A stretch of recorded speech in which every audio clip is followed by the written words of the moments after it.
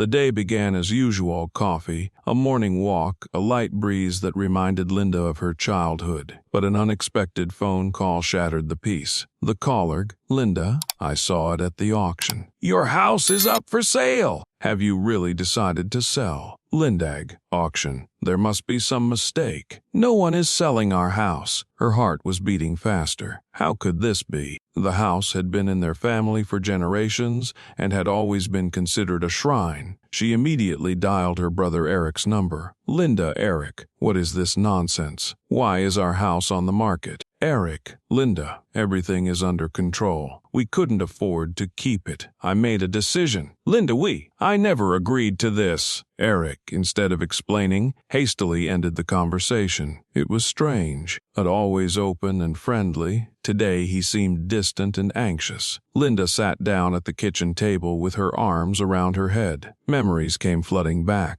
Childhood moments, running around the house with her brother, hiding in closets and listening to their parents' stories. Promises. "We will never sell this house. This is our heritage," Eric said. Now it all seemed like empty words. Oh, what happened to her brother? Linda pulled out some old folders she had kept in her closet. Among them were copies of her parents' wills. While checking the documents, she noticed a strange thing. One of the pages was torn out. She remembered how, during her last meeting with Eric, he had taken the documents to check them. He's hiding something, Linda thought, feeling fear creep into her soul. The next morning, she dialed Eric again. "Lindag, Eric, I found our documents. Where are the rest of them? And what are you hiding?" "Eric, Linda, I've already made up my mind. We both benefit from this." "Lindag, I didn't sign anything. How could you do that?"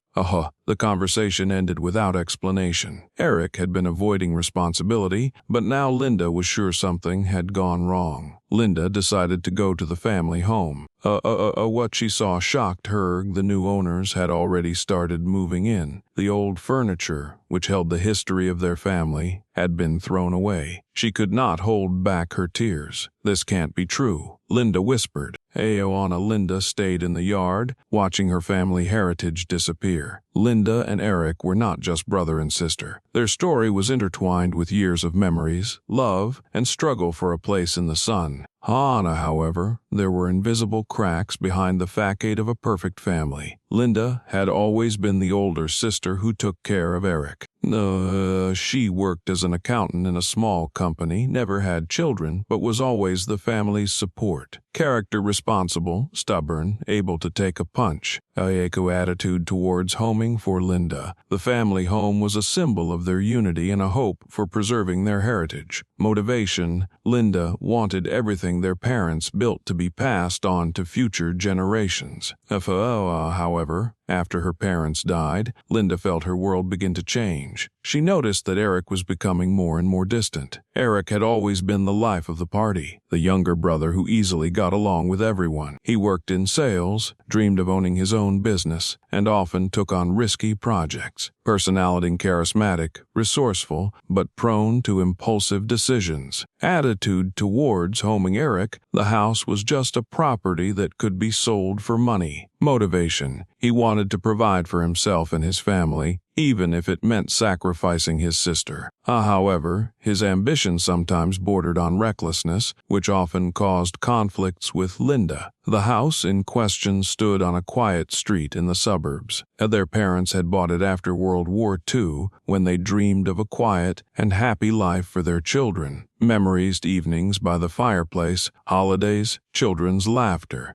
A symbolism: the house was not only a roof over their heads, but also a heritage that united the family. Primacy: the parents always said that this house belonged to both children and could not be sold. For Linda, this place was part of her identity. For Eric, it was a burden he wanted to get rid of. After their parents died, Linda and Eric had to decide what to do with the house. In a Lindag, I thought the house should be kept and maintained because it was my parents' dream. Eric, he insisted on selling it, claiming that the money could be used for investments or new projects. And little did Linda realize that Eric already had other plans. His desire for money overrode family values. The death of their parents was a turning point in the relationship between the siblings. Linda felt that the responsibility for the inheritance fell on her shoulders. Eric began to avoid talking about the house, which aroused suspicion. It was the beginning of the end of the trust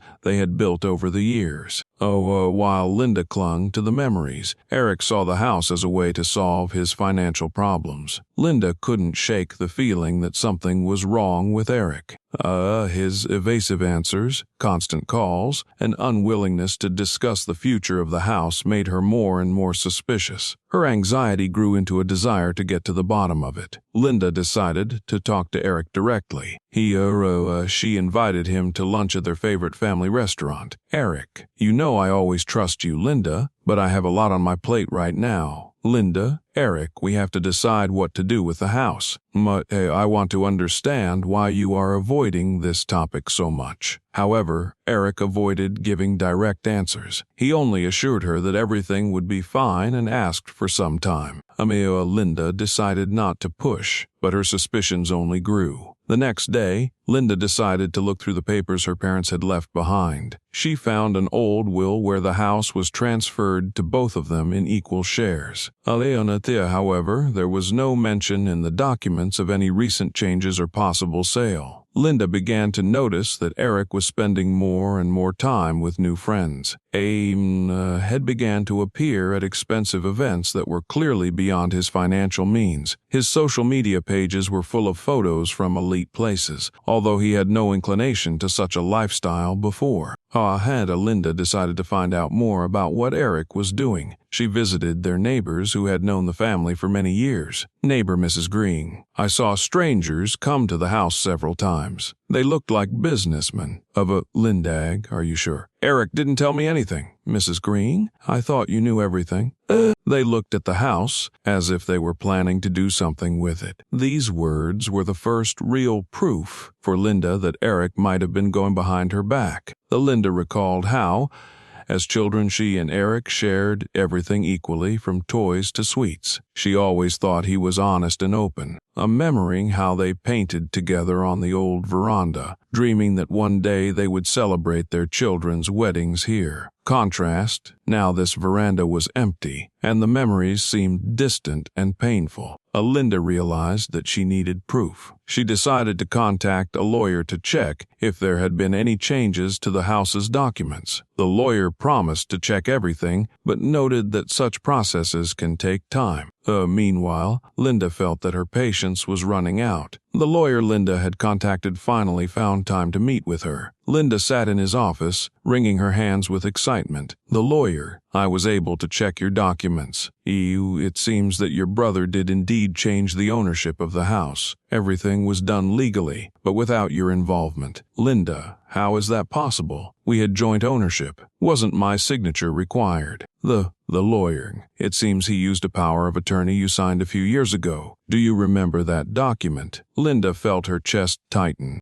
She remembered how Eric had asked her to sign a power of attorney a few years ago, claiming that it was for ease of financial management. She hadn't even thought that he might use it against her. Linda decided to meet with her brother immediately. She called him, and they arranged to meet at the same restaurant where they always resolved family issues. "Linda, Eric, I was at the lawyer's office. Why did you sell the house?" "How could you do that without my consent?" "Eric, Linda, I didn't want you to find out this way, but I needed the money. I was in a tight spot." Eric told me that his business had suffered huge losses. The loans were piling up, and he saw no other way out but to sell the house. Linda couldn't believe what she was hearing. "Linda, what about our parents? Their inheritance? They left this house for both of us so we could keep it."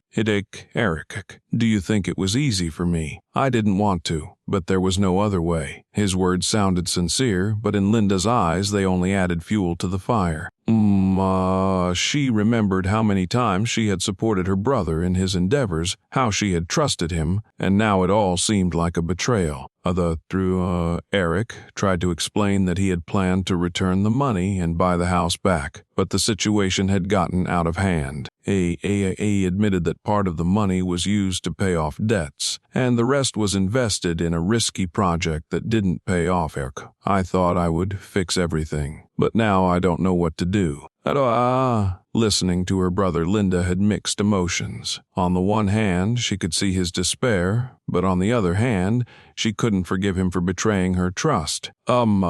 She remembered how their parents had always taught them to support each other. Family is the most important thing, their mother had said, but now Linda wondered if there was anything left of that family. Eric, I know I messed up, but I can fix it. Just give me some time. Linda, time. Do you even realize what you've done? This isn't just a mistake. Eric, this is a betrayal. Her voice was shaking, but she tried to keep her cool. Linda, still confused after talking to her lawyer and her brother, decided it was time to finally set the record straight. She invited Eric to her home for a serious conversation. Her voice on the phone sounded calm, but a storm was raging inside her. When Eric showed up, Linda was already waiting for him in the kitchen with a cup of coffee. On the table were the documents that proved his fraud. Lindag, sit down. We need to talk without excuses and manipulations. Linda, do you realize what you've done? It's not just money or property. This is treason, Eric. How could you use my power of attorney without even telling me? Ericing. Linda, I already told you I didn't see any other way out. I was in debt, and if I didn't sell the house, I would have been financially ruined. His words sounded sincere, but Linda felt that this was only part of the truth. Lindag, did you think about how it would affect me, on our family? You know I was planning to live in this house for the rest of my life. Eric lowered his head,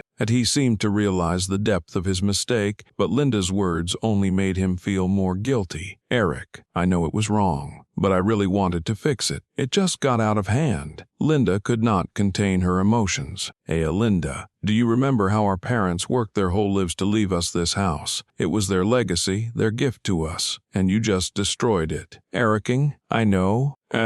She remembered running around the garden as children, their father repairing the roof with his own hands, and their mother decorating the house with flowers. These memories were sacred to her, and now they seemed devalued. Anna Lindag, you didn't even ask me. How could you step over me so easily, over our family? Eric, what do you want to hear, Linda? That I'm a bad brother. Yes, I made a mistake. But I couldn't sit back and wait for everything to fall apart. The situation escalated. Linda and Eric started talking at the same time, interrupting each other. Their voices echoed throughout the house. In the midst of an argument, Eric suddenly fell silent. His eyes were full of tears. Eric, I didn't want this to happen. I always thought I could fix everything, but now I see that I have ruined everything. I'm sorry, Linda.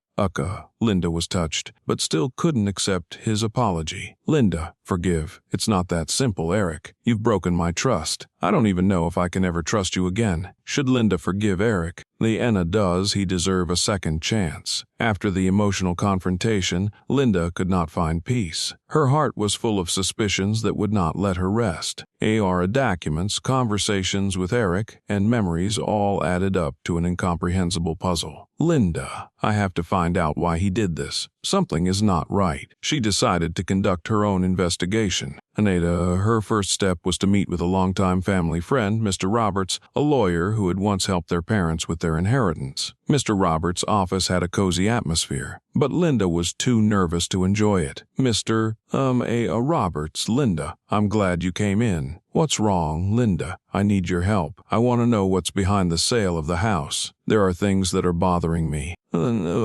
Roberts pulled out some old documents from his archives regarding the house and the estate. After looking through the papers, Linda noticed something strange. Even before the house was sold, there were large loans on it. Why, Mama Lindag, what is this? Why am I only finding out about these loans now? Mr. Robertso, it's really strange. Eric made the loans, but he needed another signature. Linda froze. Her signature had been forged. Well, Linda, he even forged my signature. How could he do this? When Linda returned home, she saw a woman she did not know standing on the doorstep. The woman said, "Sorry to surprise you, but I need to talk to you. My name is Carol, and I was Eric's partner in some financial matters." Carol admitted that Eric had approached her to arrange fictitious transactions. Carol, I thought he was just trying to save his family, but now I realize that his actions were beyond the pale.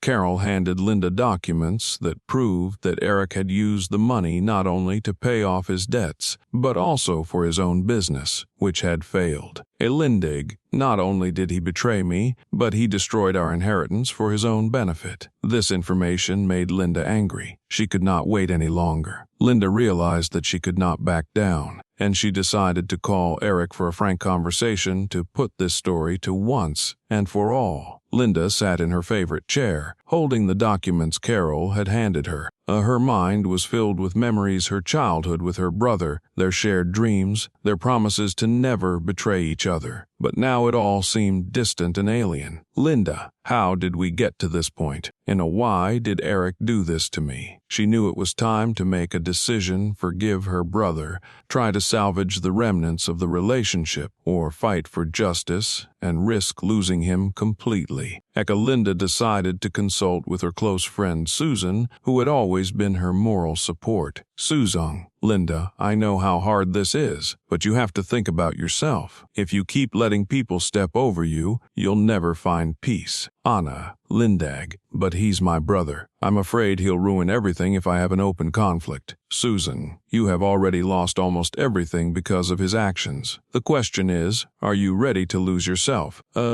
This conversation made Linda look at the situation from a different perspective. The next day, Linda invited Eric to meet her in a neutral place. Her heart was racing, but she knew she had to stay calm. Eric, Linda, I'm glad you decided to talk. We are family. We need to find a solution together, Linda. A common solution. Eric, you sold the inheritance we were supposed to save for our children. You even forged my signature. And now you want me to just forget about it. Eric looked embarrassed, but quickly began to justify himself. Eric, I didn't do it out of malice. I had no other choice. I wanted to save us both. Lindig, you only saved yourself. Affa, you didn't even think about what would happen to me. After a long pause, Linda took a deep breath and looked at her brother firmly. Linda, Eric, I can't trust you anymore. I'm going to go to a lawyer to get back what's mine. And if that means we won't talk to each other anymore, then so be it. Eric looked shocked, but didn't try to stop her. Eric, you're really going to do that? You're going to put money before family?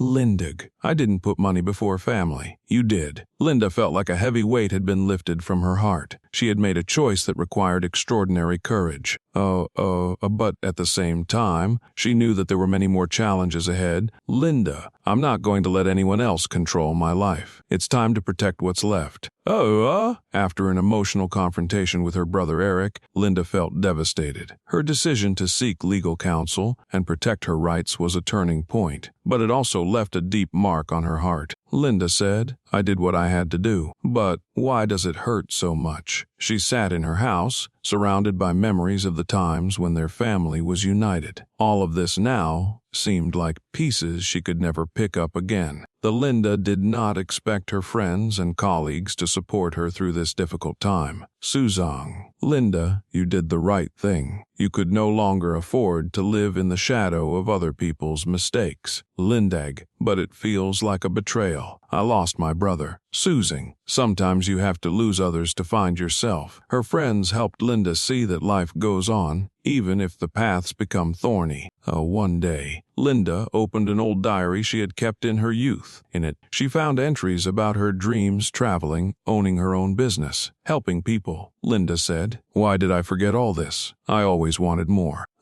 These records reminded her that life does not end with one conflict. She decided to turn her dreams into reality using what was left of her heritage. Linda started participating in charity events and seminars where she shared her story. Linda, I realized that no one, not even the people closest to us, can make decisions for us. We have to build our own lives. Her story inspired many people.